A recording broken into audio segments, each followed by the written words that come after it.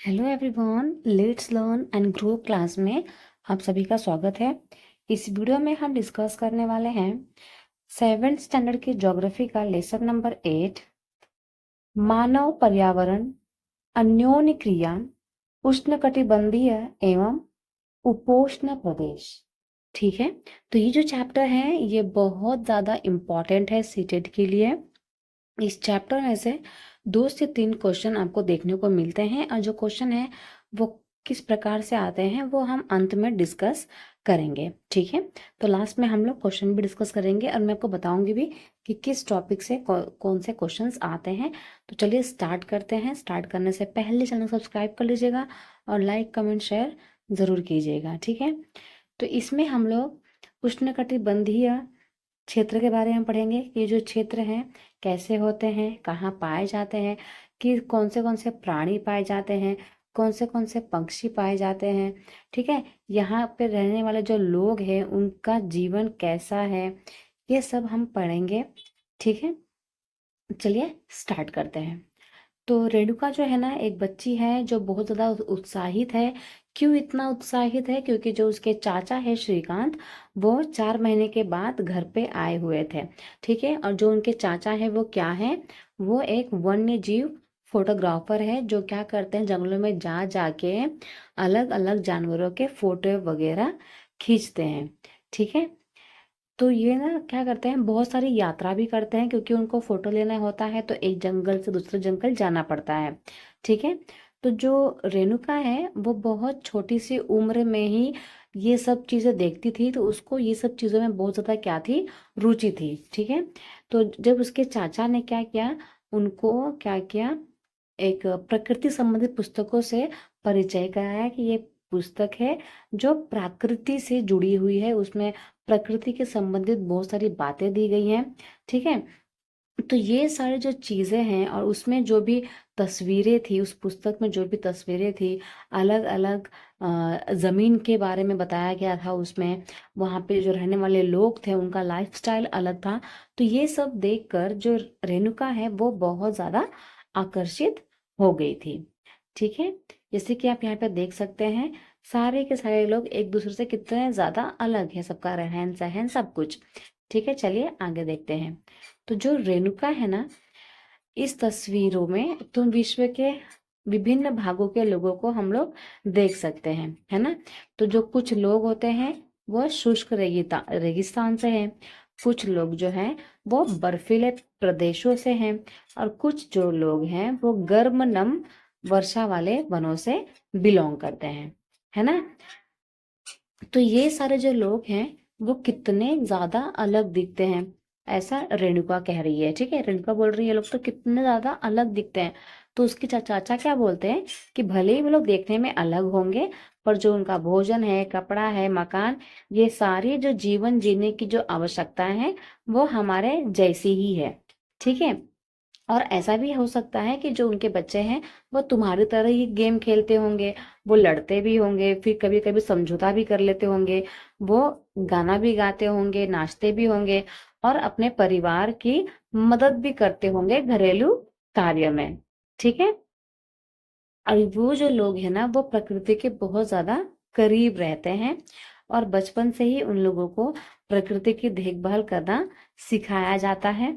ठीक है, और उनका काम क्या होता है, वो मछली भी पकड़ते हैं और वन से मिलने वाली जो भी चीजें हैं उसको वो एकत्रित करना करते हैं। ठीक है, चलिए आगे देखते हैं। जो अमेज़न बेसिन है उसके बारे में हम पढ़ेंगे कि वहां पे रहने वाले लोगों का जीवन कैसा है और कौन से प्राणी पक्षी वगैरह यहाँ पर पाए जाते हैं। ठीक है, तो जो अमेज़न बेसिन है वो कहाँ पर पाया जाता है, तो देखिए ये जो है ना उष्णकटिबंधीय प्रदेश। ठीक है, जैसे कि ये हमारा भूमध्य रेखा है, तो ये कर्क रेखा से लेकर मकर रेखा के बीच में स्थित है। ठीक है, कर्क रेखा से लेकर मकर रेखा तक स्थित है आपका कहाँ पर, अमेज़न बेसिन। ठीक है, तो भूमध्य रेखा ये है आपका। ठीक है, तो उससे आपको 10%, 10 डिग्री उत्तर में जाना है और 10 डिग्री दक्षिण में। ये जो भाग होता है ना, ये कौन सा भाग होता है, भूमध्य रेखीय प्रदेश उसको कहते हैं, क्योंकि वो ना एकदम बीच वाला एरिया, मतलब ये 10%, ये 10%, ये कौन सा एरिया है? भूमध्य रेखीय प्रदेश, ठीक है। और उसके ऊपर वाला जो एरिया है इसे क्या कहा जाएगा? ये जो एरिया है इसे क्या कहा जाएगा? ये है आपका उष्णकटिबंधीय क्षेत्र, ठीक है। आई होप को समझ में आ रहा होगा। ये जो बीच वाला है ये आपका कौन सा क्षेत्र है? ये है भूमध्य रेखीय प्रदेश।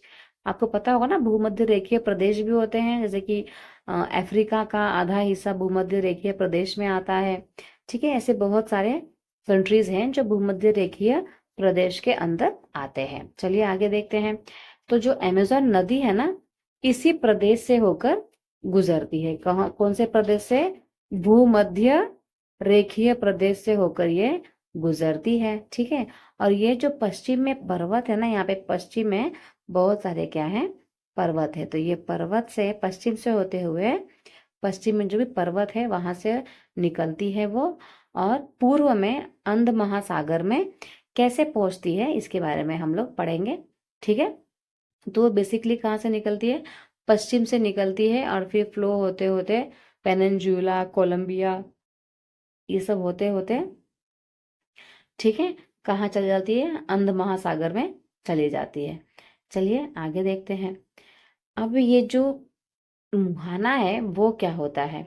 आपको इतना समझ में आ गया होगा कि भूमध्य रेखीय प्रदेश कहाँ से लेकर कहाँ तक स्टार्ट होता है, और जो उष्णकटिबंधीय प्रदेश जो है वो कहाँ से लेकर कहाँ तक स्टार्ट होता है, ठीक है। चलिए आगे देखते हैं। तो जो मुहाना होता है वो क्या होता है? तो जिस स्थान से कोई नदी जो है वो अपना जल लेकर चल रही है, ठीक है, और इसके बाद उस नदी को क्या बोलते हैं? मुहाना कहते हैं, ठीक है। मतलब कि जैसे कि नदी फ्लो हो रही है ना, तो इसका जो आगे वाला पार्ट होता है, आगे वाला जो हिस्सा है, इसको क्या कहा जाता है? मुहाना कहते हैं, ठीक है। तो जिस स्थान पर कोई नदी किसी अन्य जल राशि से मिलती है, फॉर एग्जाम्पल यहाँ से एक नदी फ्लो हो रही है और यहाँ पे एक नदी फ्लो होके इसमें मिक्स होने वाली है ना, तो ये क्या है? इसका मुहाना है। क्या है? इसे मुहाना कहते हैं, ठीक है। तो अमेजोन नदी जो है ना, इसकी बहुत सारी सहायक नदियां भी हैं। कौन सी नदियां हैं? सहायक नदियां। बहुत सारी सहायक नदियां मतलब कि एक नदी है तो उसमें बहुत सारी नदी क्या हो जाती है? ज्वाइंट होकर आगे फ्लो होती है, फिर एक ज्वाइंट हो जाती है, उसको बोलते हैं सहायक नदियां, ठीक है। ये क्वेश्चन सीटेट के एग्जाम में आया हुआ है कि अमेजोन नदी की कौन सी सहायक नदियां हैं, या फिर इसमें से कौन सी सहायक नदियां नहीं है। तो यहाँ पे ABCD ऑप्शन दिया रहेगा, और कौन सा नहीं है वो भी बताना होता है, ठीक है। चलिए, तो जो सहायक नदियां जो है ना, वो क्या करती है? मिलकर अमेजन बेसिन का निर्माण करती है। अभी तक हम क्या पढ़ रहे थे? सिर्फ अमेजन नदी का, है ना, कि भाई एक नदी है, अमेजन नदी बहते हुए आ रही है, पूर्व से आ रही है, सॉरी पश्चिम से आ रही है और पूर्व पूर्व की तरफ जा रही है, ठीक है। बट ये अमेजन बेसिन कब बनेगा? जब बहुत सारी सहायक नदियां इसमें ज्वाइंट हो जाती है, ठीक है। सहायक नदियां ज्वाइंट हो जाती है तो इसको क्या बोलेंगे हम लोग? अमेजन बेसिन, या फिर गंगा बेसिन भी होता है, ब्रह्मपुत्र बेसिन भी होता है, जब उस पे अलग अलग नदियां जो हैं वो ज्वाइंट हो जाती है, ठीक है। तो चलिए देखते हैं कौन से नदी है। तो ये जो नदी है वो बेसिन कहाँ पे बनाती है? ब्राजील के भागों में, पेरू के कुछ भागों में, बोवेलिया में, बोलिविया में, इक्वाडोर में, कोलंबिया तथा वेनेजुला के छोटे से भाग में अपवाहित होती है। तो ये सारे हिस्से में क्या है? अमेजन बेसिन है, ठीक है। जो अमेजन नदी है ये सारे एरिया से, इस सारे क्षेत्र से होकर गुजरती है, ठीक है। चलिए आगे देखते हैं। और यहाँ पे आप देख भी सकते हैं कि किस प्रकार से यहाँ पे डायग्राम बनाया गया है। देखो ब्राजील से भी होती है ना ये, ठीक है। तो इक्वाडोर, ब्राजील से होते हुए इक्वाडोर, कोलंबिया, वेनेजुएला, ये सब होते हुए फिर मिक्स हो जाती है। चलिए आगे देखते हैं। तो जो अमेजोन बेसिन है ना, अब वहाँ की जो जलवायु होती है वो किस प्रकार से होती है, ठीक है, कि वहाँ का जो मौसम है वो कैसा होता है। तो जबकि हम लोग जान चुके हैं कि जो अमेजोन बेसिन है वो कहाँ पर है, तो भाई भूमध्य रेखा के आसपास फैला हुआ है ना। तो ये हमारा अर्थ है, और इसके बाद ये है भूमध्य रेखा, ठीक है। तो भूमध्य रेखा के आसपास ये अमेजोन बेसिन फैला हुआ है। ठीक है। तो ये जो एरिया है ना, भूमध्य रेखा वाला एरिया, वो थ्रू आउट द ईयर, पूरे साल भर बहुत ज्यादा गर्म होता है। ठीक है। तो इसके जो आसपास का जो क्षेत्र वाले एरिया है, जो भी क्षेत्रीय प्रदेश हैं, वहाँ का जो जलवायु होता है वो बहुत ज्यादा गर्म और नम होता है। ठीक है। क्योंकि यहाँ पर गर्मी बहुत ज्यादा होती है, क्योंकि सूरज की रोशनी सीधे सीधे कहाँ पर पड़ती है, सीधे सीधे भूमध्य रेखा पर पड़ती है, मतलब कि इक्वेटर पे पड़ती है, जिसके वजह से इक्वेटर वाले हिस्से में हमेशा पूरे साल क्या रहती है, गर्मी रहती है। तो यहाँ की जलवायु कैसी रहेगी, गर्म और नम। ठीक है। यहाँ का जो मौसम होता है, दिन और रात दोनों ही कैसे होते हैं, लगभग समान ही होते हैं, गर्म और आर्द्र ऐसे ही होते हैं। दिन में भी सेम मौसम रहेगा और रात में भी सेम ही होता है। और ऐसे मौसम में कैसा होता है, शरीर में बहुत ज्यादा चिपचिपाहट होती है, जैसे कि हम गर्मी के मौसम में फील करते हैं ना, हमारा बॉडी जो है वो बहुत ज्यादा चिप करता है। ठीक है।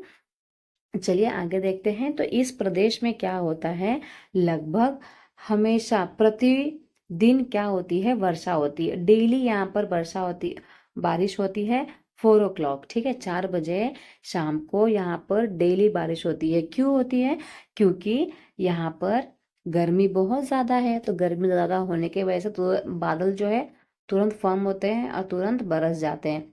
ठीक है।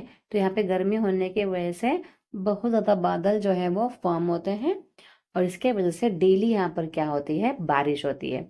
ठीक है। चलिए आगे देखते हैं। और बिना किसी चेतावनी की बारिश होती है, जैसे कि हमारे यहाँ पे अगर बारिश होने वाली होती है तो पहले से हमें इंफॉर्मेशन मिल जाती है कि आज इस क्षेत्र में बारिश होगी, आज इस एरिया में बारिश होगी, पर इनको पहले से चेतावनी नहीं रहती है। यहाँ पर हमेशा बारिश होती रहती है। ठीक है। तो दिन का जो जो तापमान होता है वो बहुत ज्यादा उच्च एवं आर्द्रता वाला होता है। बहुत ज्यादा गर्मी वाला तापमान यहाँ पे होता है, बहुत ज्यादा गर्मी होती है। और तापमान रात के समय क्या होता है, तापमान में थोड़ी सी कमी आती है, थोड़ी सी कम हो जाता है। बट जो आर्द्रता है ना वैसे ही बनी रहती है। आर्द्रता मतलब क्या होता है, ह्यूमिडिटी, मतलब कि जो चिपचिपाहट है ना वो हमेशा ऐसी ही बनी रहती है रात के समय भी। जैसे कि गर्मी के मौसम में आप फील करोगे तो आप अमेजोन बेसिन का जो जलवायु है आप एग्जैक्टली फील कर सकते हैं। अब हमारे यहाँ पे भी गर्मी के मौसम में सुबह अगर हम दिन की बात करें तो कितना ज्यादा गर्मी यहाँ पे होती है ना। बट रात के समय थोड़ी सी गर्मी कम हो जाती है, बट जो ह्यूमिडिटी है, जो जो चिपचिपाहट है, वो कम नहीं होता, वो तो रहता ही है ना। चलिए आगे देखते हैं, वर्षावन की बात करते हैं। ठीक है। उष्णकटिबंधीय वर्षावन। ठीक है, उष्णकटिबंधीय वर्षावन, इसको क्या कहा जाता है, वर्षावन, क्योंकि यहाँ पर वर्षा बहुत ज्यादा होती है। तो इस प्रदेश में अत्यधिक वर्षा होने के कारण यहाँ की जो जमीन होती है ना वो बहुत ज्यादा, जो यहाँ की जमीन है वो बहुत ज्यादा उपजाऊ होती है। ठीक है। कोई भी पेड़ पौधे जो है ना वो आराम से उग जाते हैं। और जो जंगल है यहाँ के बहुत ज्यादा सघन होते हैं, मतलब कि बहुत ज्यादा घना होते हैं। ठीक है। अब ये इतने ज्यादा घने होते हैं, जो इनकी पत्तियां हैं और शाखाएं इतने ज्यादा घने होते हैं कि ऊपर से देखोगे ना तो ऐसा आपको महसूस होगा कि छत बनी हुई है। ठीक है।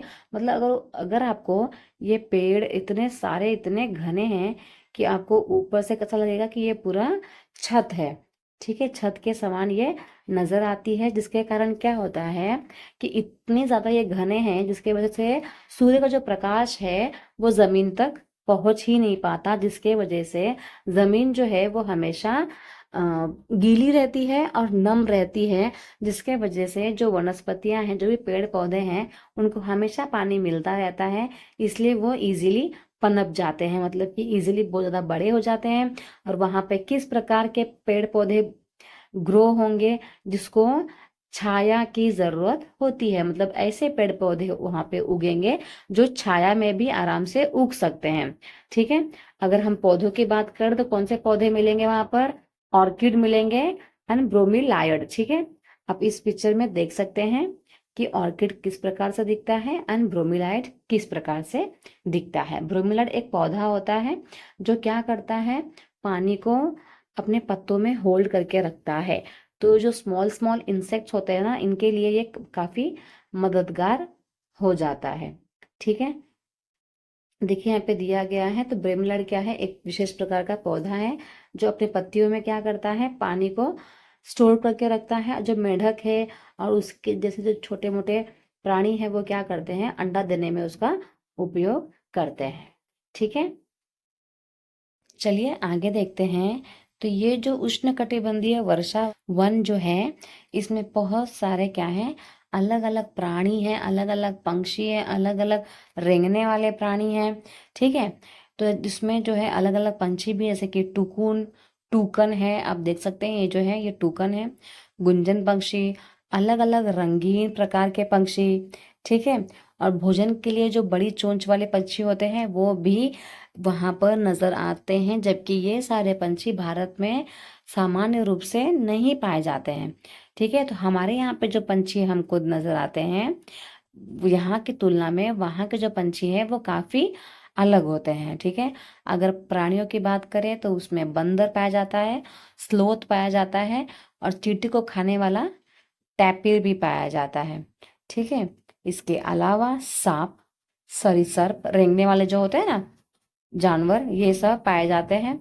इसके अलावा मगरमच्छ, सांप, अजगर, एनाकोंडा, बोआ, ये सारी प्रजातियां भी पाई जाती हैं। छोटे बहुत सारे हजारों कीड़े मकोड़े भी इस बेसिन में निवास करते हैं।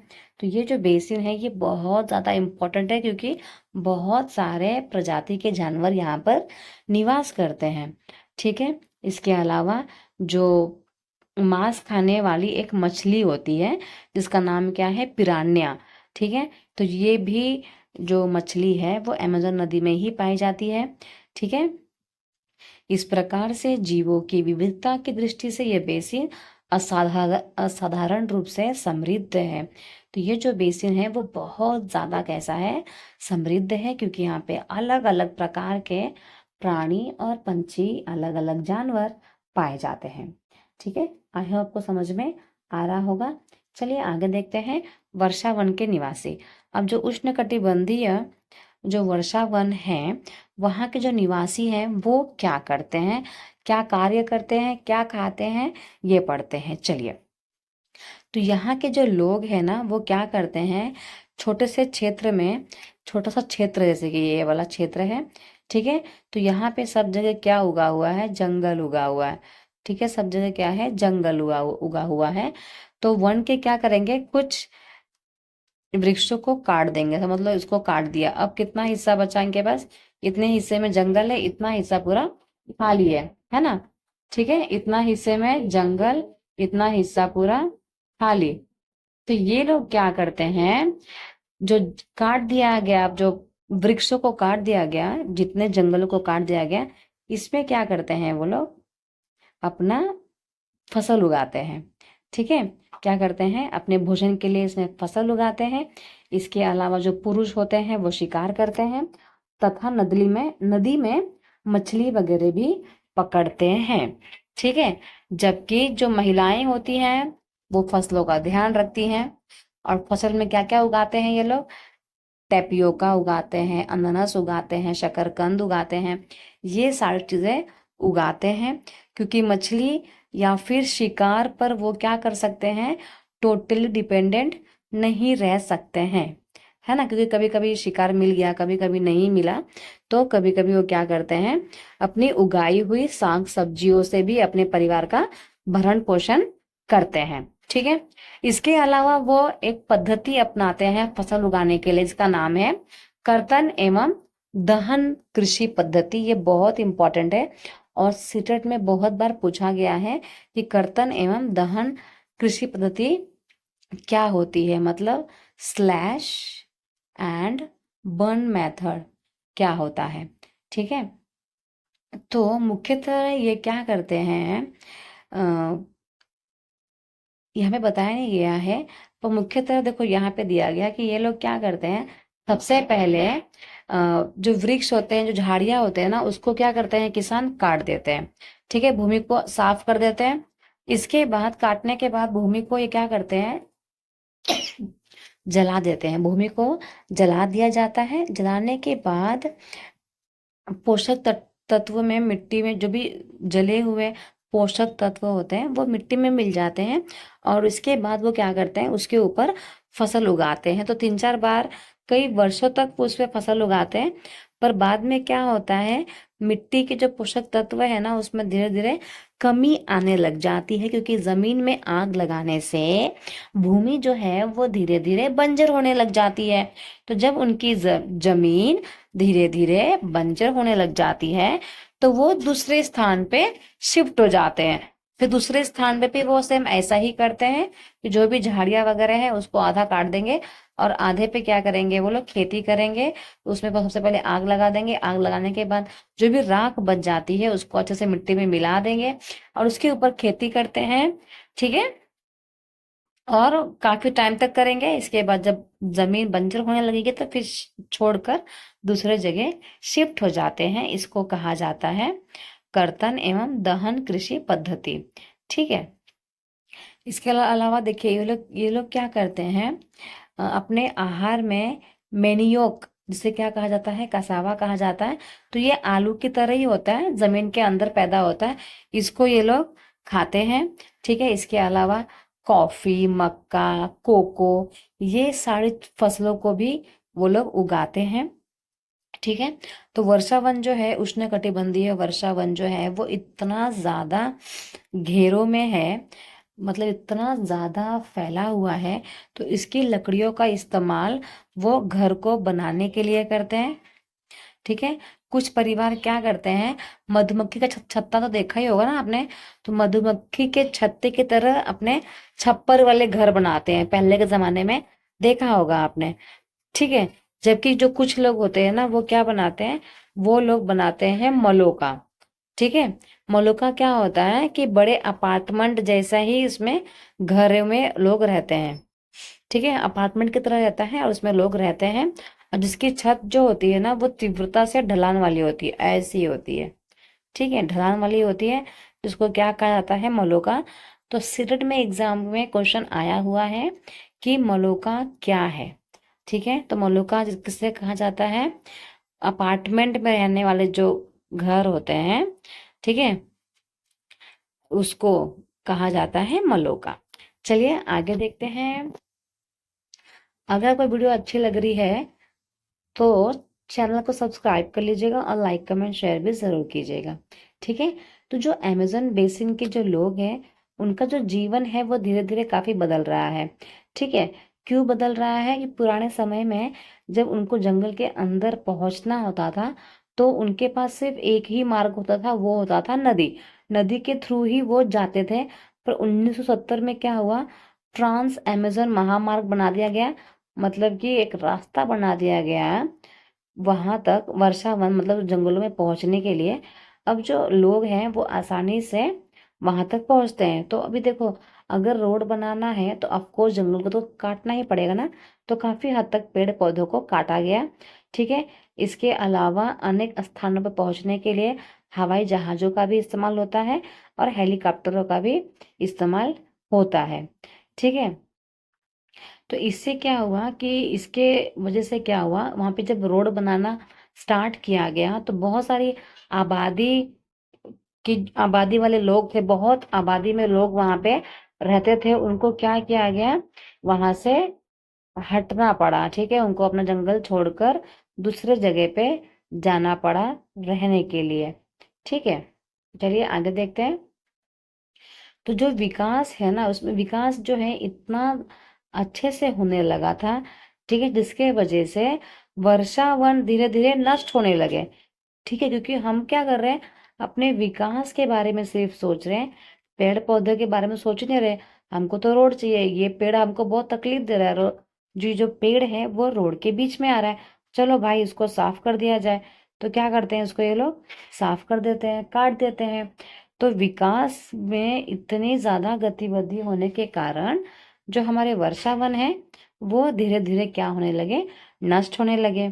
ठीक है, और ऐसा अनुमान लगाया जाता है कि हर साल जो अमेजोन बेसिन है ना, तो वहाँ अमेजोन बेसिन के जो वर्षा वन है वो बहुत बड़ा भाग जो है ना उसका वो लुप्त हो रहा है, गायब हो रहा है। ठीक है, जैसे कि यहाँ पे डायग्राम में भी दिखाया गया है किस प्रकार से जो वर्षा वन है वो लुप्त होने लगा है। ठीक है, और वर्षा के कारण क्या होता है कि जो मिट्टी का जो ऊपरी परत है वो पूरी बह जाती है, जिसके वजह से जो एक घना जंगल है वो बंजर जंगल में बदल जाता है। जैसे कि आप फर्स्ट फोटो में देखोगे तो ये जंगल कितना घना है ना। और इसके कुछ हिस्सों को काटा गया है घर के इस्तेमाल के लिए या लकड़ी जलाने के लिए या फिर खाना बनाने के लिए। अब आप आगे जाओगे तो जंगल को देखो पूर्ण रूप से यहाँ पर साफ कर दिया गया है। लोग यहाँ पे खेती कर रहे हैं, यहाँ पे घर बना दिया है, इधर भी खेती कर रहे हैं, यहाँ पे खेतों को जोत दिया गया है ना। अब थोड़ा सा और आगे बढ़ोगे तो और क्या कर दिया गया है, अब ये पूरा हिस्सा जो है वो खेती के लिए कर दिया गया है और सिर्फ इतना हिस्सा जो है वो जंगल का बचा हुआ है। तो इससे क्या हुआ देखो, इससे पता है क्या हुआ देखो, जब स्टार्टिंग में काटा गया जंगल तब जंगल की जो मिट्टी मिट्टी की जो पहली लेयर थी वो उपजाऊ थी, आसानी से इसमें लोग क्या कर रहे थे, खेती कर रहे थे और फसल की जो उपज है वो भी अच्छी हो रही थी, है ना। पर अगर आगे वाले फोटो में देखोगे तो यहाँ पे अब लोग ना खेती भी नहीं कर रहे हैं। क्यों? क्योंकि जो क्योंकि जो पेड़ पौधे होते हैं ना वो क्या करते हैं, मिट्टी को होल्ड करके रखते हैं, पकड़ के रखते हैं। और जब हम उसको ही काट देंगे तो मिट्टी जो है बारिश के वजह से या फिर हवा के वजह से बह जाती है। ठीक है, तो यहाँ की जो उपजाऊ मिट्टी है वो बारिश के वजह से, हवा के वजह से क्या हो गई है, बह के चली गई है, जिसके वजह से ये जो जमीन है वो कैसी हो गई है, बंजर जमीन हो गई है। तो हम क्या कर रहे हैं, हमारे विकास के लिए पेड़ पौधों को तो काट रहे हैं, पर ये पेड़ पौधे काटने के बाद वो जो जमीन है वो कैसी बन जा रही है, बंजर बन जा रही है। ठीक है, आई होप आपको इतना समझ में आ गया होगा। तो आज के लिए इतना ही, मिलते हैं नेक्स्ट वीडियो में। तब तक बने रहे let's learn and grow class में। Thank you so much everyone. Channel को सब्सक्राइब नहीं किया है तो चैनल सब्सक्राइब कर लीजिएगा, लाइक कमेंट शेयर ज़रूर कीजिएगा। Bye bye, take care.